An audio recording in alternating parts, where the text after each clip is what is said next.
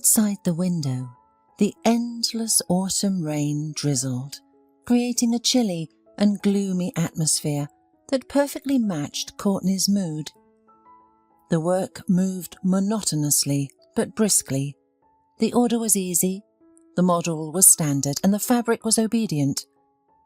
As the sewing machine clattered, her thoughts smoothly drifted to the world where she felt cosy and comfortable, the world she had shared with Matt.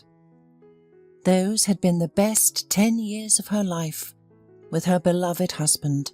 She hadn't needed to spend hours on the sewing machine just to make ends meet. She hadn't had to take responsibility for the family's survival or deal with a multitude of complicated worldly issues. Matt was, without exaggeration, the ultimate man's man, attentive, caring, responsible and active. Courtney had lost her parents at an early age and had experienced the harsh realities of life to the fullest. But after meeting Matt, she had felt like a little girl again, protected from adversity by a strong wall.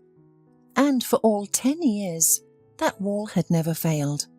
However, a year ago, it crumbled, along with the car that went off the cliff, taking Matt with it. Not a day went by that Courtney didn't remember her late husband, bitterly regretting the quarrels they had during their last year together. But why had she clung to their problems? Yes, he had frequent business trips. So what? At least no one ever saw Matt lying on the sofa in front of the TV and idle. Yes, he was nervous because of the pressure at work, but he rarely snapped first. And yes, back then, there were some money worries. But what were they compared to what she had now? So why had she become so intolerant? After all, Matt had always avoided conflict, even escaping to their summer house for a week to prevent arguments.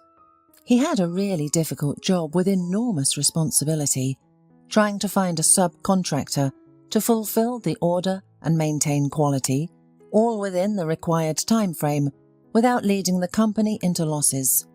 There was a lot of money in circulation, and Matt was responsible for it. Thinking like that, Courtney didn't notice how her tears dripped on the thin fabric of her unfinished blouse, leaving wet, blurred spots on it. Why does the epiphany always come so late? Why do we truly begin to appreciate only what we have irrevocably lost? Courtney bitterly realized that no one would take time out of their busy schedule to just ask, "Dear, how are you?" But dear Matt called even from the other end of the country, and from hundreds of kilometers away. You could hear in his voice how tired he was at that moment. And this summer house, which she hated so much because her husband preferred solitude there over her companionship here. It was actually just a den for him, a place where he could escape the tension in their family. And this summer house was now the subject of much thought. Money was catastrophically lacking because the earnings from sewing were little. And then there were these loans, with the interest too, unbearable. In the end, the woman could end up without an apartment. During the time that Courtney was recovering from the worst depression after Matt's death, no one took care of these loans, and the interest was steadily growing. And her son Joey needed money for medicine as he was sick all the time. Therefore, deep inside, Courtney understood that the question with summer house selling has already been answered. For some reason, going to the country house was a little scary. Courtney had never been there. This plot of land had appeared in their family recently, just a couple of years ago after Matt's mother's death, and Courtney's husband's full and undivided use of it. However, he was against Courtney going there, arguing that it was his property and his personal space, to which he had every right. Courtney hadn't come here until now because she hated this inheritance of her husband, perceiving it as the main separator and rival in their broken life. But there was no more time to put it off, and finally, Courtney decided to go there this weekend with her son. After all, maybe that house with a plot of land was worth something and would help her get out of debt. Fortunately, the day was sunny and the train was half empty. Joey, who had grown tired of the city, was turning his head, looking at the rural scenery floating outside the window. For a city boy, everything was interesting. Cows grazing in the meadow, geese splashing in a tiny stream, and a goat nibbling grass around a peg hammered into the ground. At one point, enthusiastic Joey even said, "Mum, if the summer house is as good, maybe we can move there to live." But Courtney sadly replied, "It is unlikely," and stroked her son's head. And she was right. After a short wander around the village, the house she had found didn't evoke such a desire at all. The old shabby house looked uncomfortable, the shriveled shutters, cracked paint on the facade, and the dust-covered windows made her feel sad and wistful. Courtney was even a little upset. How much money will they give for such a shabby house? Will it be enough to repay the loan? She decided to talk to the neighbours. They must know about it. Not counting on reassuring news, Courtney knocked on the gate of the neighbouring house. An elderly, smiling woman came out and unexpectedly calmed the already despairing woman. "Oh, honey, don't be upset. The house is nothing. All new owners demolish them. But the land here is valuable. The place is good. The forest, the river nearby, and at the same time close to the city. You'll get a good price for your plot." When the elderly woman named the minimum sum, Courtney was astonished, for it would solve most of her problems. She drove home inspired. She quickly advertised on a real estate website and decided to spread the word locally. In a day, white squares of paper with large letters, "For sale," were displayed not only on the fence of the plot, but also on the local bulletin board and even at the railway station. The call came the next day, as if the potential buyer was just waiting for the news of the sale.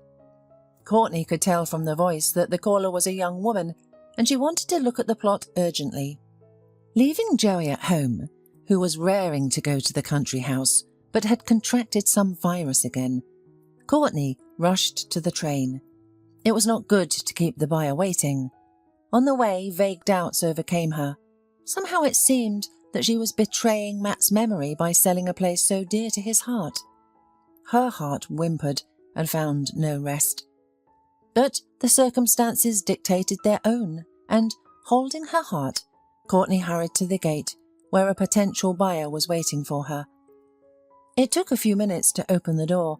The lock had noticeably rusted during the downtime, making it very difficult to turn the key in the locking mechanism. Finally, the door was opened, and the women entered the house.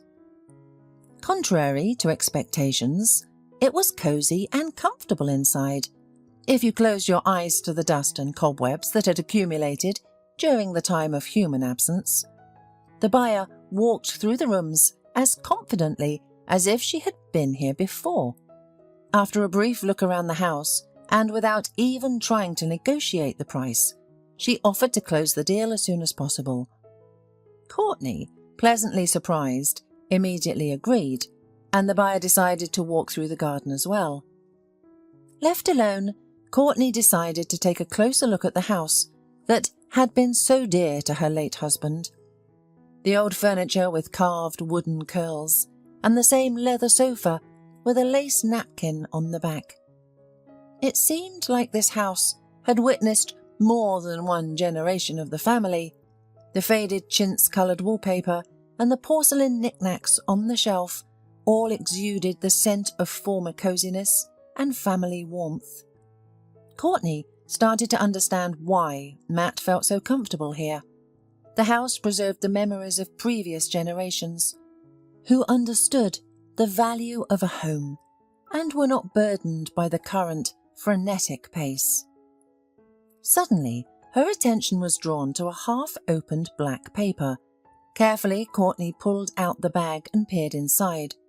It contained a collection of photos of her and Matt from different years. There they were, not yet married, enjoying a park ride on the Ferris wheel.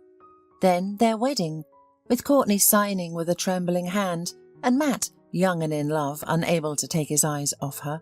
There was a photo of 3-month-old Joey lying on his stomach and smiling with his toothless mouth, and another photo of them, all grown up, riding a boat together. A whole life passed before her eyes, happy, carefree, and intending to last until old age. Suddenly, Courtney's hand trembled. She was holding a very recent photograph from last year, judging by the date, which showed Matt with a young woman and a baby in his arms. Upon closer inspection, she was shocked to see that the woman, who now walking in the garden and was about to become the new owner of the house, was standing next to Matt, smiling and beautiful. Courtney's heart sank. So that's why Matt hadn't been home for weeks. That's why he never called her to come here and even resisted it. How could he? It would have been better if he had just left instead of living like this with 2 families. She had always believed that her husband couldn't lie, yet she was always a terrible judge of character. Anger, mixed with bitter disappointment, clouded Courtney's mind and prevented her from shedding angry tears. At that moment, footsteps were heard on the porch, and the woman from the picture entered the room. Courtney gasped, overwhelmed by the feelings. "You! It's you! How dare you intrude into our lives and now into our home? Why did you want my husband? Why did you ruin our lives? Did it make you happy?"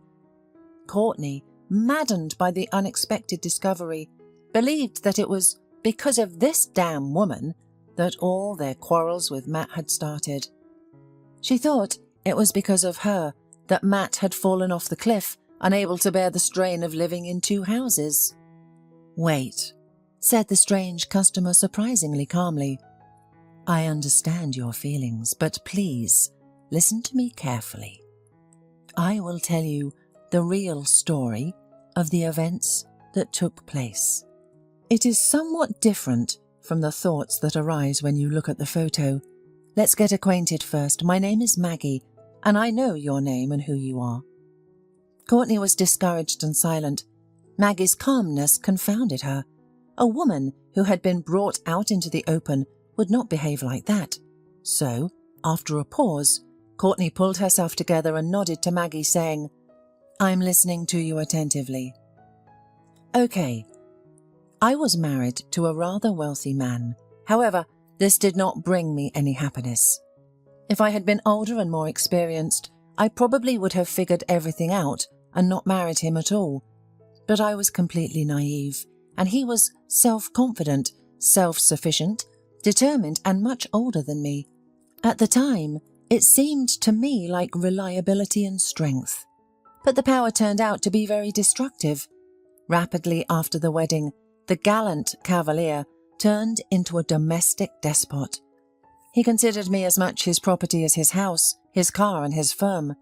Even the security guard had more personal independence because he could resign from his job. I was condemned. Sentenced to hang on his every word, sentenced not to have any opinion of her own, but only to listen with the instinct of a chained animal to all the nuances of his mood. I couldn't have anything personal, no friends, no relatives, no interests, not even pocket money. Only he, my lord and master. At first I loved him, attributing his difficult behaviour to the challenges he had faced, and even naively hoped to soften him with my love.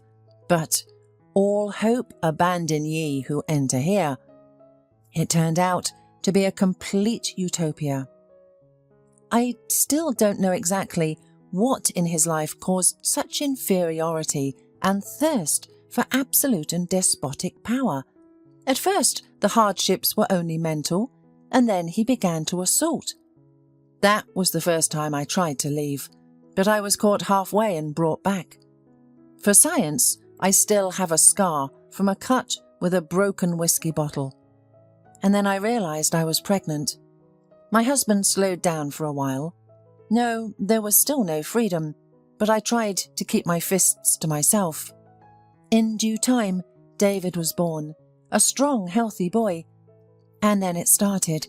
In his opinion, sometimes I didn't smile warmly enough when my husband returned. Then I was too busy with the child and didn't listen very attentively. Then I dropped the fork while handing it to him.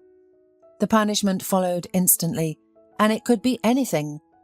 The fear for David that he would be left without me in the clutches of this monster grew every day like an avalanche. And one day, this avalanche broke loose.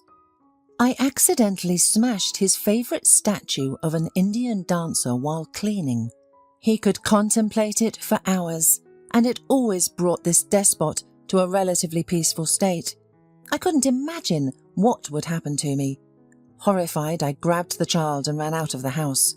And where could I run to? Security was everywhere. Fortunately for me, there was a shift change, and the guard, who had just finished his shift, drove his car to the gate. Taking advantage of his conversation with the new shift worker, I quietly got into the trunk unnoticed. The chances of escape were of course slim, but even one chance meant a lot to me. The car started moving and thankfully David fell asleep. After a while, I realized from the sounds that the car had stopped at a gas station and the guard went to pay for gasoline. I couldn't wait any longer. I opened the trunk and jumped out in front of the astonished gas station attendant on the ground, running away with the baby in my arms. There was a railway station nearby, and I managed to jump onto the train that was already prepared to depart. The gas station attendant apparently preferred not to get involved in a strange case, so there was no pursuit either along the train or at the next station. But I wasn't deluded. As soon as my husband returns home, he will immediately order a review of the security cameras and send his people on our trail. Therefore, after recovering a little, I got off at an unfamiliar village after a couple of stations. It was getting dark.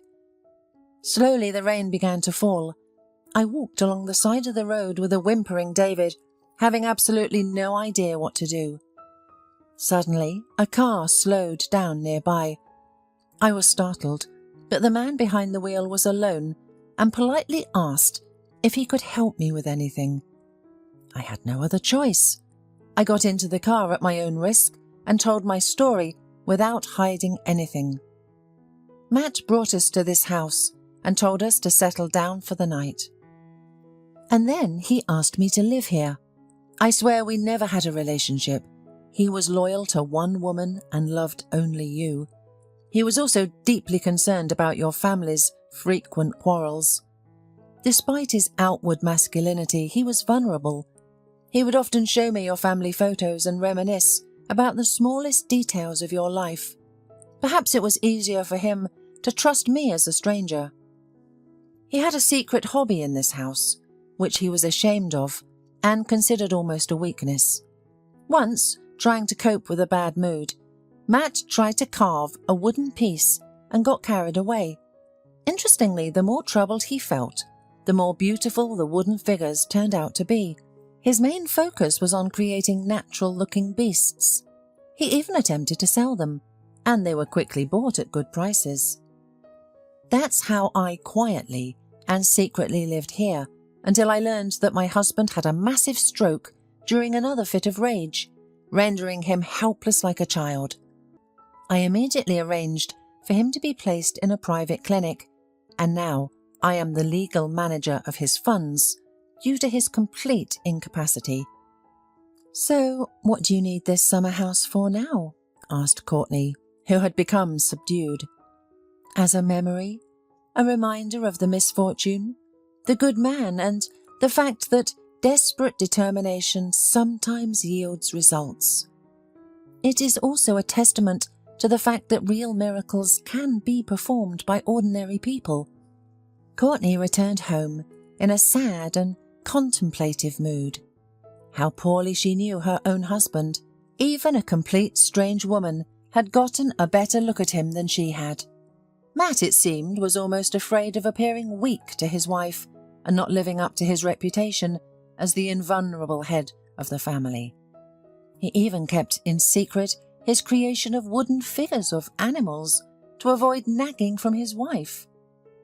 And they had a figurine, one that Matt had given Joey shortly before his death. It was a large carved bear standing on its hind legs. The bear raised its front legs as if warning of a possible attack or preparing to defend itself. Despite the dynamic pose, the bear was still cute and good-natured. Apparently, her husband liked the toy very much and didn't sell it. He claimed to have bought it at a market. It's like this: you live with a man and it turns out that you live not in one world, but in two parallel ones. The deal for the plot was done quickly and all the paperwork was in order. But after the sale, the two women, bound by a common memory, didn't want to part ways. Maggie often invited Courtney to the summer house, much to the joy of Joey. They spent their good time having lovely conversations, making jam from apples, strawberries and sharing plans. Due to the lack of siblings, Joey took on the role of a caretaker for the still young David and gradually became a true babysitter. The money earned from the cottage helped pay off the loans. Overall, life started to improve, and the sharp pain of loss slowly gave way to Courtney's lighter, memory-filled sadness. However, they still didn't have enough money to live on. Courtney had been trying to find a better-paying job, but so far she had not succeeded. She felt out of touch as life moved forward and required new skills that she didn't possess. She had to urgently come up with something. Courtney firmly rejected all of Maggie's attempts to help with money. It was enough buying this summer cottage, where she and Joey regularly visited on an equal footing with the new owner, as if they had never sold it at all. One cloudy autumn day, while preoccupied with thoughts of their survival, Courtney suddenly heard a loud knock and Joey's desperate wailing. Rushing into the room with her heart pounding, she discovered a carved wooden bear with a broken paw that had fallen from the shelf, and her son sobbing inconsolably over the damaged toy. Her heart eased, and she said while picking up the figure from the floor, "Joey, stop crying like that right now. You scared me half to death. It's made of wood. You can glue it back together." Curiously, but the figurine was hollow inside. Intrigued, Courtney shone the flashlight on her cell phone and looked inside. To her surprise, she found money wrapped in a tube, along with a printout from a website selling handmade works. Overwhelmed, Courtney quickly sat down in a chair. "Matt, you're still helping your family even after your death. Why did you hide your talent? The carvings you made with love brought in so much money. I guess you wanted to surprise your son later when he's all grown up, but you didn't have time." Unable to contain her emotions, Courtney covered her face with an apron and burst into tears, releasing the sorrow from the depths of her soul. The broken bear figurine became the catalyst for Courtney to start her own small business. After much consideration, she made a seemingly unprofitable decision. Courtney chose to sell flowers. Yes, it was a demanding and fickle product, but it was also familiar and close to her heart. Courtney had loved flowers since childhood, planting them in abundance on windowsills, in the entrance garden, and in her grandmother's front yard. Flowers were like special creatures to her, each with their own unique traits and even moods. She could talk to them, sing soulful songs to them, care for them, and witness their buds and young leaves bloom in response.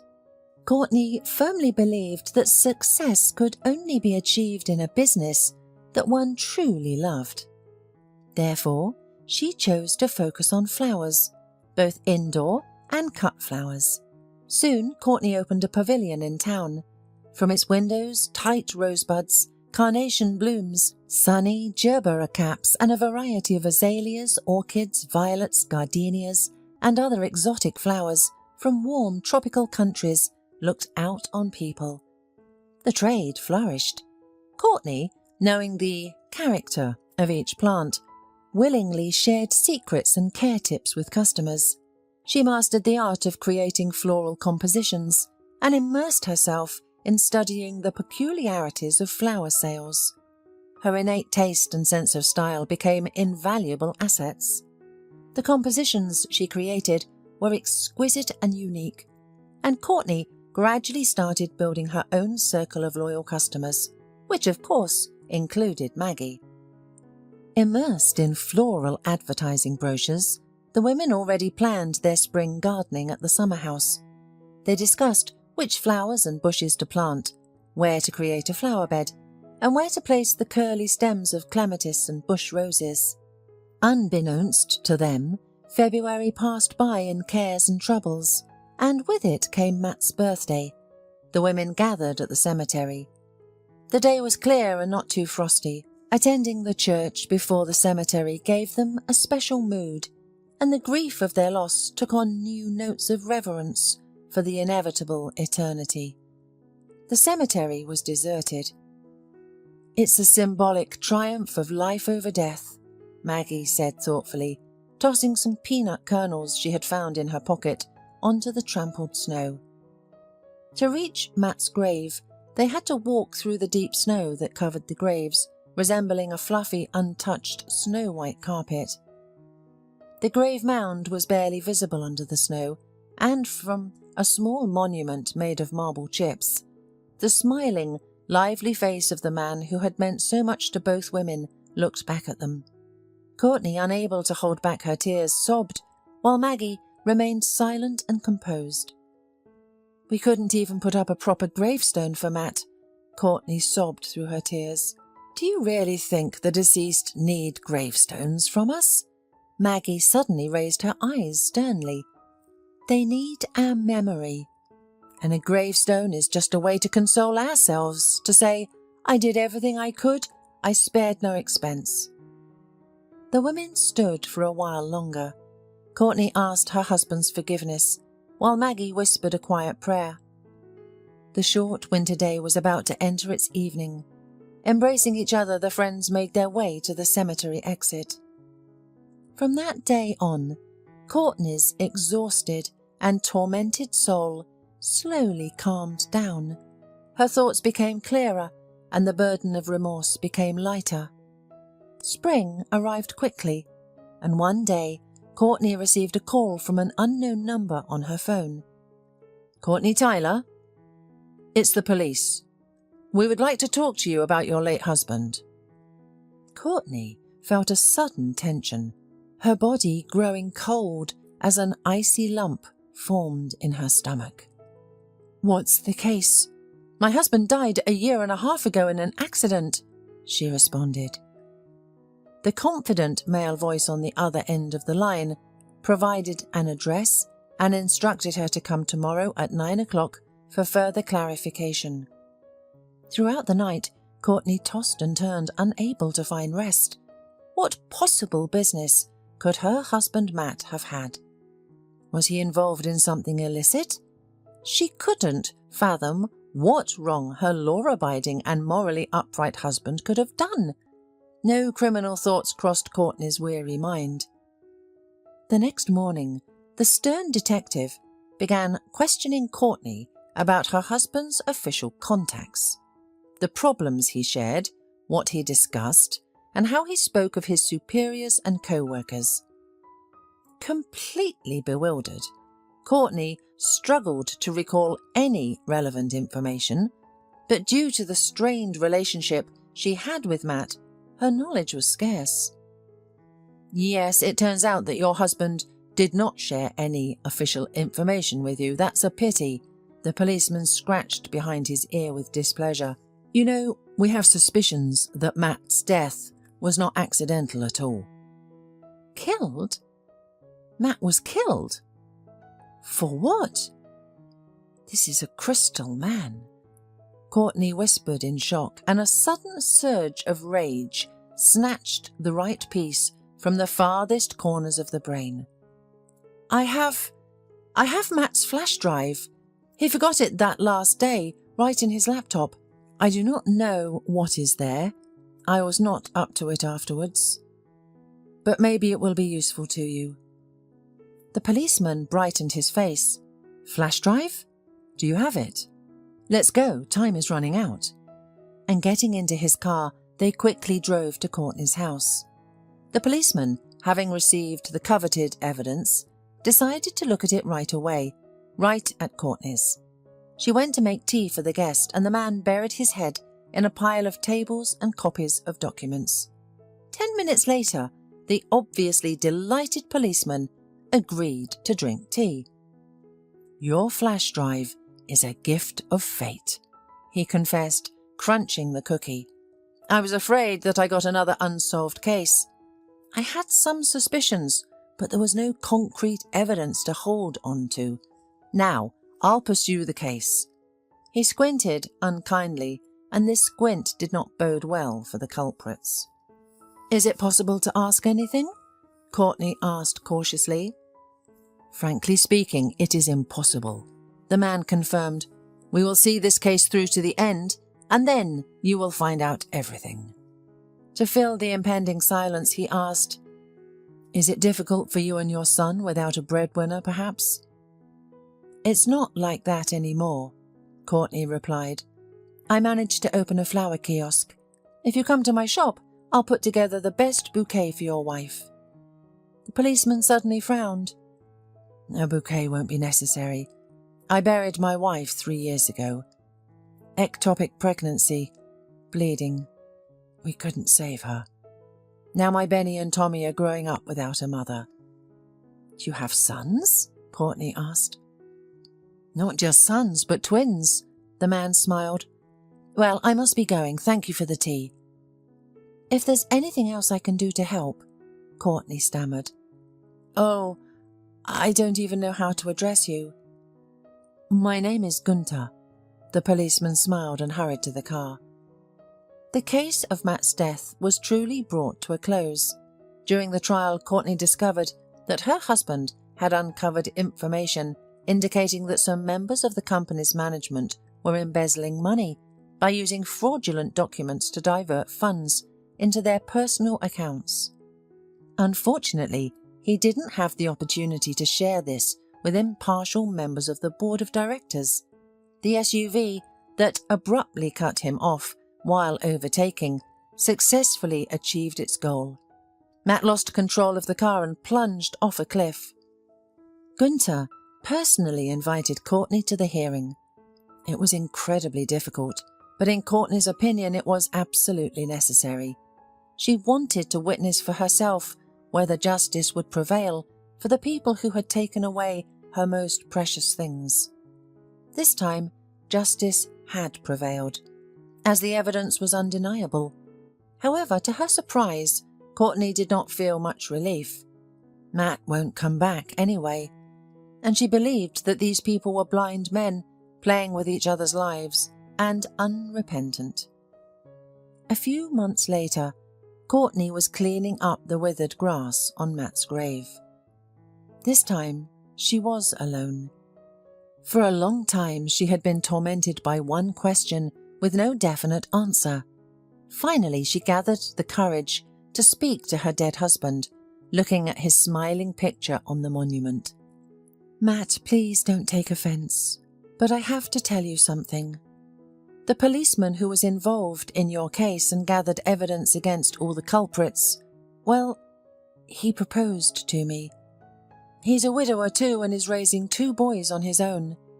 It wouldn't be good for them to grow up without a mother. And Joey is growing up. He could use a strong father figure. Gunther.